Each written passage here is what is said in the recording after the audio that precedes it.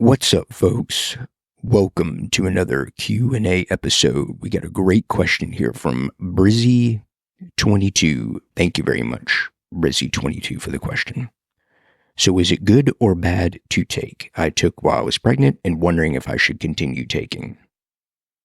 Now, this is a comment in response to a choline episode that I uploaded some time back.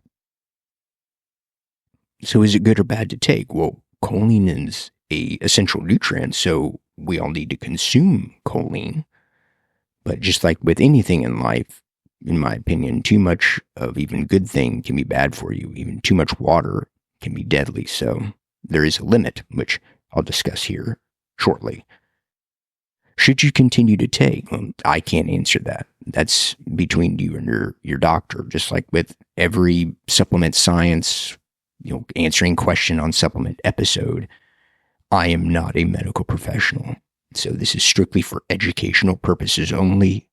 Please consult with a medical professional. I say that like this is a broken record, but it is important. All right. Please discuss with the doctor. Okay, so how I want to structure this to go into more detail to reply is I'm going to go over three positives and then three potential negative side effects of choline. This is not an exhaustive list of either positives or negatives. These are just three that came to the top of mind when constructing the reply to her question. And then I thought, let's go into more detail on these. So I did the research, etc.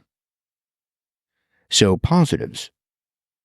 First one is heart health. So methionine, it's an amino acid that we all consume. Part of the normal process of metabolizing methionine is it gets converted into something called homocysteine. So again, normal process, thanks to evolution, our body does that. The issue comes with too much homocysteine. There's genetic factors at play, etc., that there can be a buildup of homocysteine.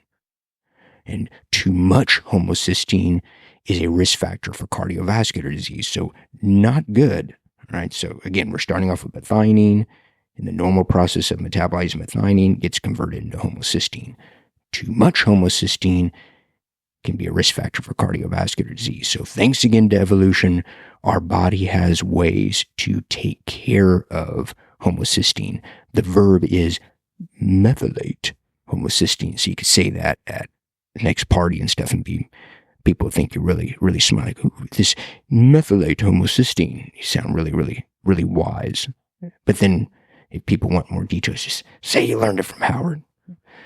But methylate, I'm not going to go into the details on what that is. Again, I can go into it if you want me to. Essentially, it's a way for the body to convert homocysteine back into methionine.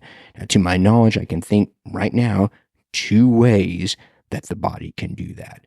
One of those ways is through betaine, aka trimethylglycine. Now, where does choline come into that? Well, betaine is a metabolite of choline. We consume choline, and then as it gets metabolized, it gets converted into trimethylglycine, aka betaine, and then betaine can methylate, again, that fancy verb, methylate homocysteine to convert it back into methionine, thus preventing or hopefully lowering the chances of a buildup of homocysteine, thus lowering the risk of cardiovascular disease. Now, betaine, if you have taken SMB pre-workout, Spirit, Mind, Body pre-workout, first of all, thank you very much for the purchase. It does have betaine in it, betaine anhydrous. It's actually a very popular pre-workout supplement because there's purported benefits in terms of power and strength, etc. There's different forms of betaine. Betaine anhydrous is just one of them. So not only is it pre-workout supplement, but there's also health benefits to betaine as well. So that's the first benefit of choline. Another one is liver health. So another use of choline in the body is it is used to make something called phosphatidylcholine. We can do that through what's called the Kennedy pathway.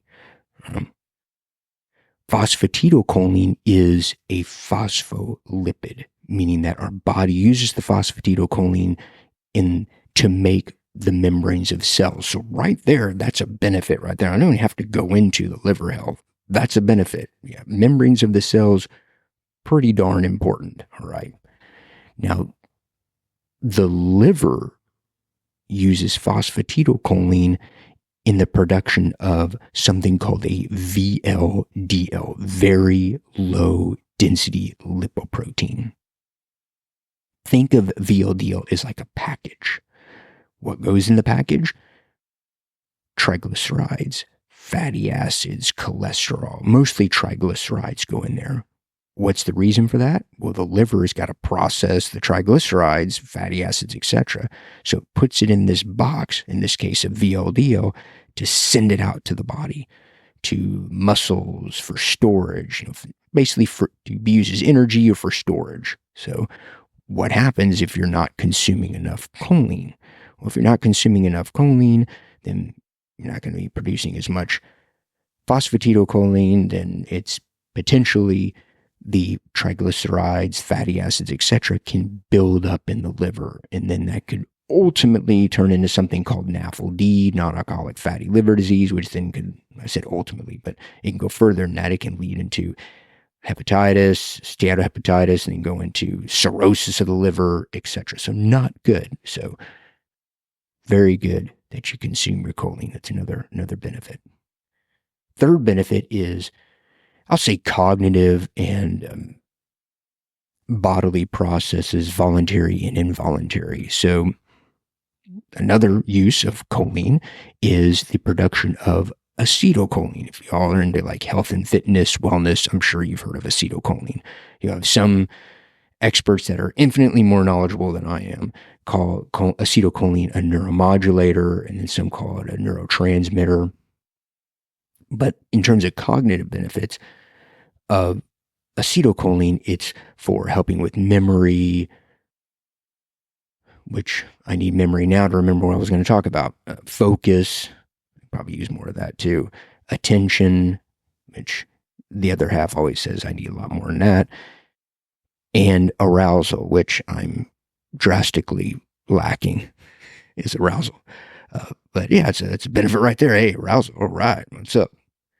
So with regards to that, the areas of the brain which are supposed to be responsible or partly responsible for those different aspects, memory, focus, attention, arousal, those areas are centers of bundles of cholinergic neurons, I guess the best way to say it. So in those areas of the brain that are believed to be where memory is an important part of it, focus, attention, like where all those generate from, there's also bundles of cholinergic neurons. What that means is those are neurons that produce acetylcholine. So choline produces acetylcholine, which then help with these cholinergic neurons in areas of the brain that are around, focus on, I didn't want to say focus, but focus on like attention, focus, arousal, etc. So yeah, cognitive benefit.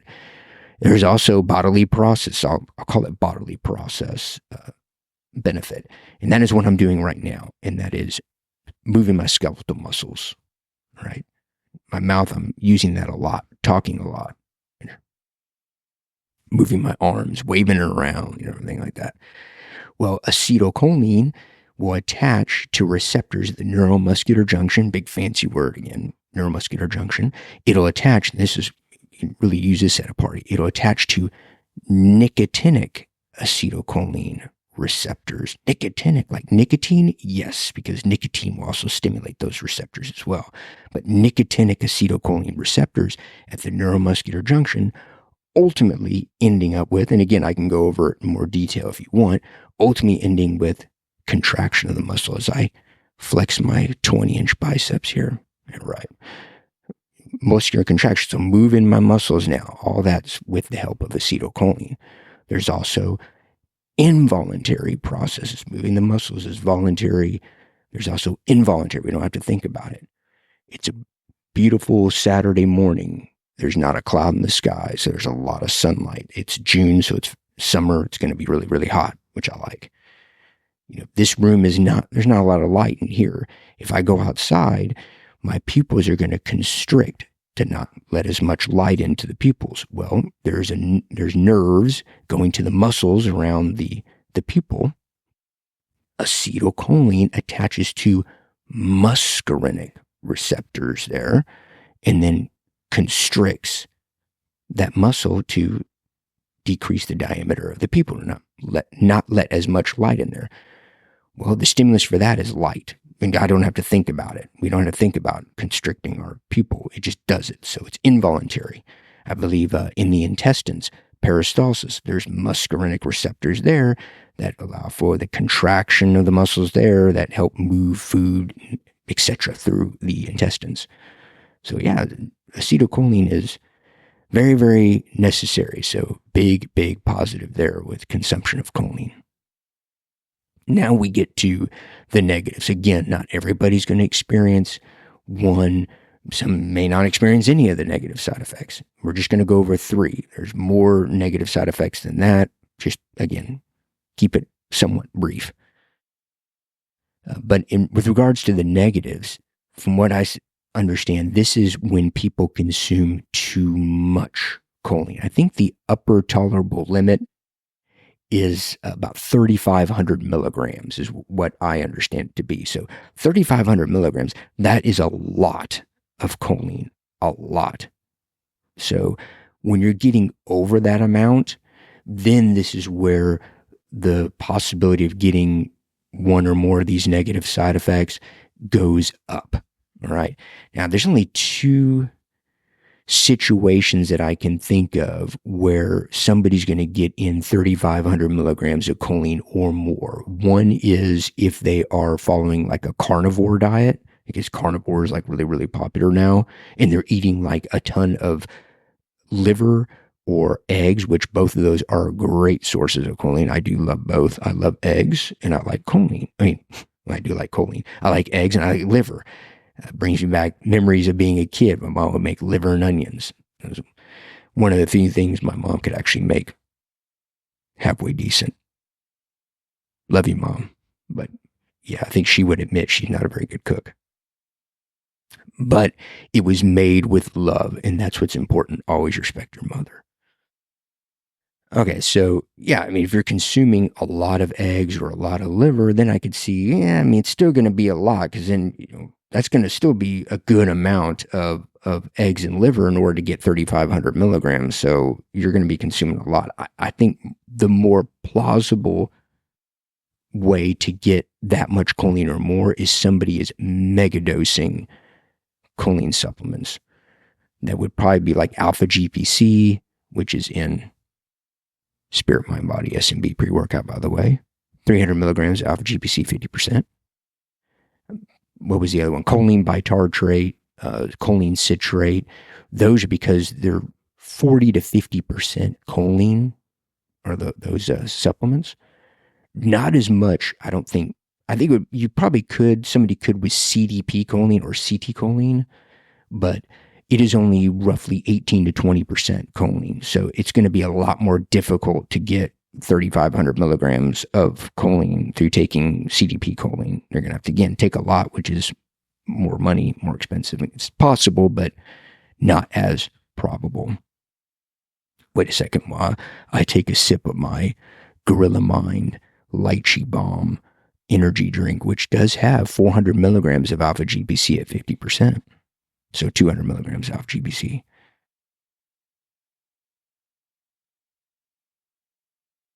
It's not bad.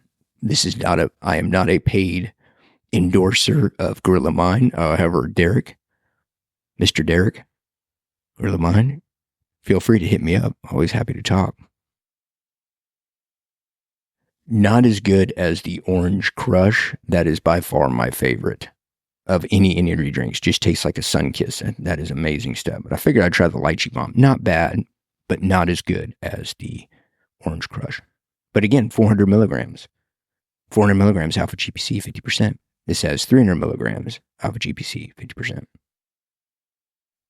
So yeah, again, these negative side effects usually going to be seen with taking too much choline. The idea is you're going to be taking too much choline, and then a lot of acetylcholine is then produced, which will lead to the first two potential negative side effects. First of all is low blood pressure, hypotension. So we just talked briefly, well, I don't know about briefly, but about acetylcholine and voluntary, moving the muscles, my 20-inch guns, and involuntary processes in the body. Well, an involuntary process is there are muscarinic receptors, again, nicotinic, muscarinic. I don't know if I can say it across the board, but I usually think of nicotinic as like voluntary. I think there's also cognitive as well for nicotinic, and then muscarinic is more involuntary. That's kind of how I try to remember the two. But there are muscarinic acetylcholine receptors in the endothelial cells of arterioles, right? So part of the circulatory system. And when those are triggered, when the acetylcholine attaches to those muscarinic receptors, ultimately that can end with the production of nitric oxide, all right?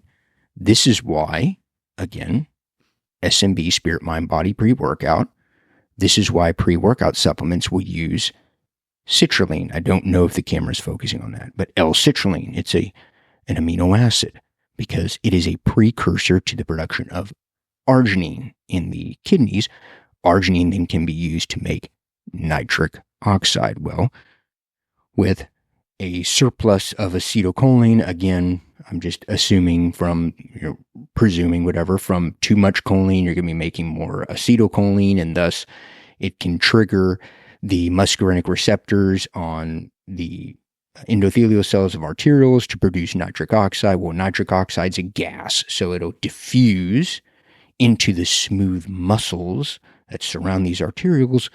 Ultimately, again, I can go into it in more detail if you all want, but ultimately it ends up with the relaxation of those smooth muscles, which then expands the arterioles. So it's like a highway. If you have a 2-lane highway, well, there's 2 cars that can go on that 2-lane highway at a time, assuming there's 2 lanes going this way and then 2 lanes coming back the other way.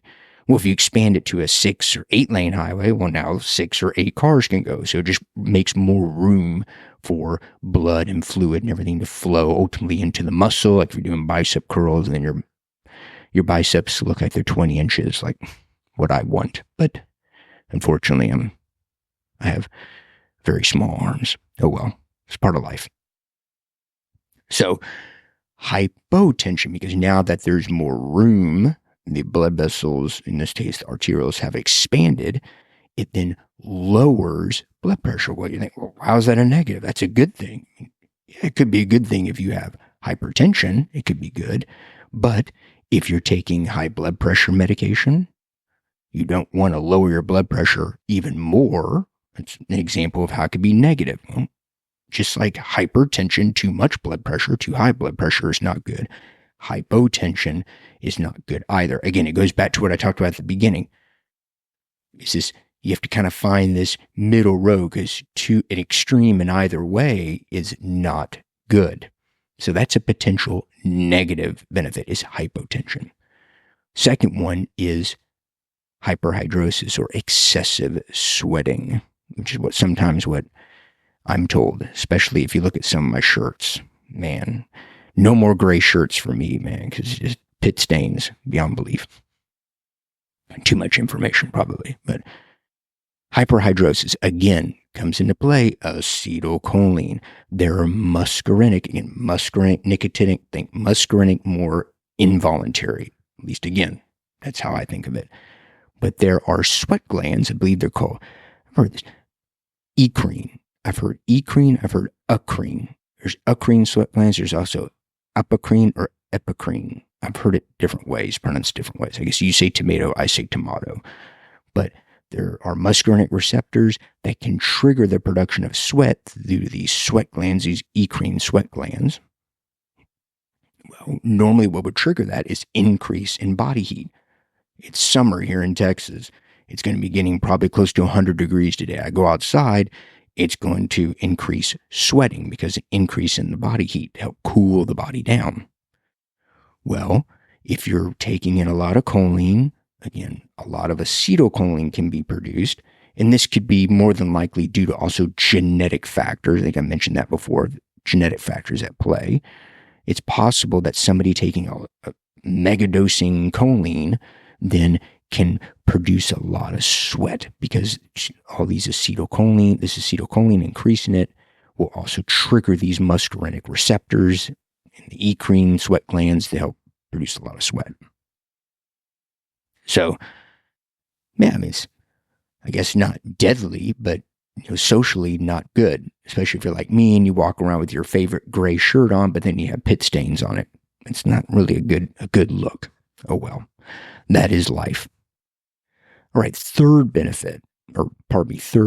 potential negative side effect, I should say, and that is the production of too much TMA. Oh, I talked about this in my long 2.5 hour choline video that I had, like, what was that, 2 years ago, a year or two ago, and that is trimethylamine and oxide. So this one we have to unpack here.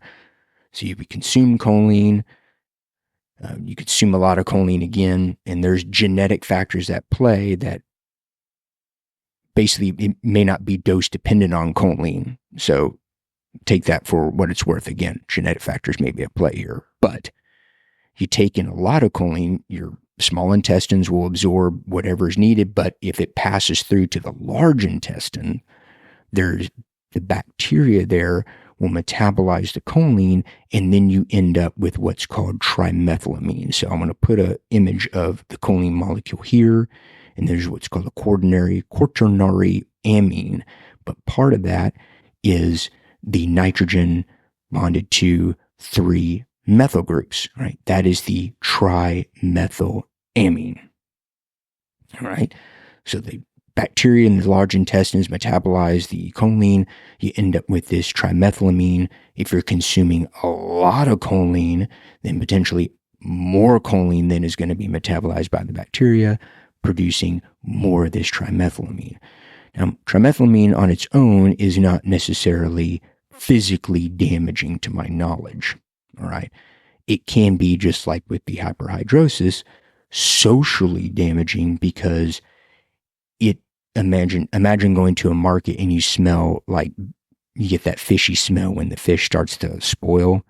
That's what it smells like. In fact, go to the supermarket, go by the fish department, and if you have that really awkward fishy smell, that's trimethylamine. So there are people that, again, have genetic factors, or potentially if they're consuming a lot of choline and this bacteria in their large intestine is metabolizing and then ending up with a lot of trimethylamine, they smell like that. So yeah, not physically damaging, but socially it can be detrimental to somebody in terms of confidence and going outside, because then their breath smells like the fish.